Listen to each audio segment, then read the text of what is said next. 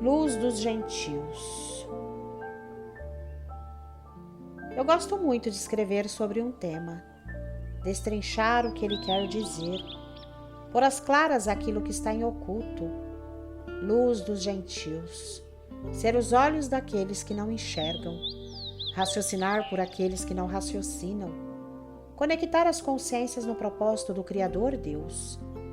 E assim como as nossas consciências enxergam pelos olhos de Deus, fazer também as consciências enxergarem pelos nossos olhos.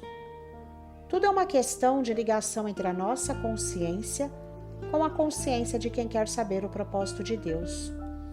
Imagina você conectar a sua consciência com outra consciência e fazê-la enxergar pelo entendimento? Seria como uma mãe que pensa e raciocina pelo filho do seu ventre e quer o melhor para ele. Eu sempre digo, vamos raciocinar juntos e você verá se eu tenho ou não razão. Não tem erro, pois uma coisa mostra a outra dentro de um raciocínio. Pois se eu cheguei à conclusão de que eu sou uma criação devido à complexidade do meu corpo, logo trago a existência de um Criador. Pois como podemos ter uma criação e não termos o Criador dela? E se eu sou uma criação e tenho um Criador, é evidente que houve uma razão para ele ter me criado. Pois de que outra maneira se cria?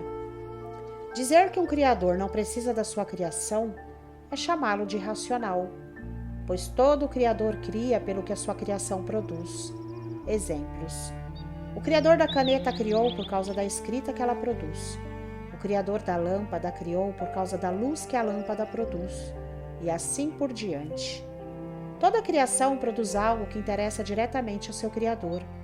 É o que a criação produz que interessa ao Criador, e não a criação em si.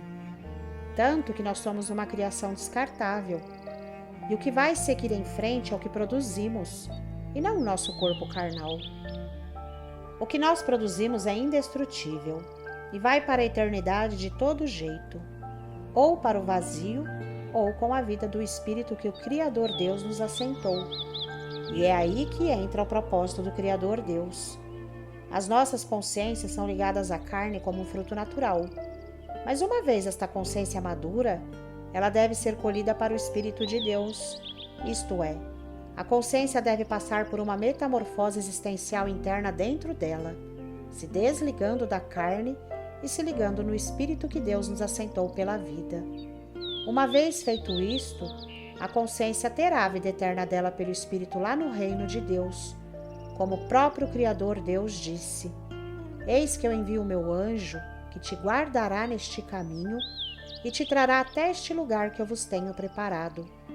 Ligando todos os pontos sobre a razão da existência humana, Jesus até comparou o ser humano como um pé de milho, dizendo: quando a espiga já está cheia e colhida, o pé não serve para mais nada. Em outra passagem, Jesus disse: o Espírito é o que vivifica, a carne não se aproveita para nada. Este é o entendimento perfeito e verdadeiro do propósito do Criador Deus. Mas o que não falta neste mundo são os charlatões do engano que pregam por dinheiro. Qualquer charlatão que fala em dinheiro dentro do propósito do Criador Deus é enganador do diabo. O propósito de Deus é individual e ocorre dentro de cada consciência, e não do lado de fora.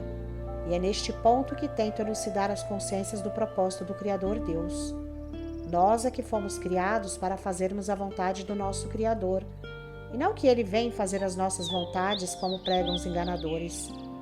Sequer estes enganadores sabem o que produzimos como criação, muito menos conseguem separar o produto da criação.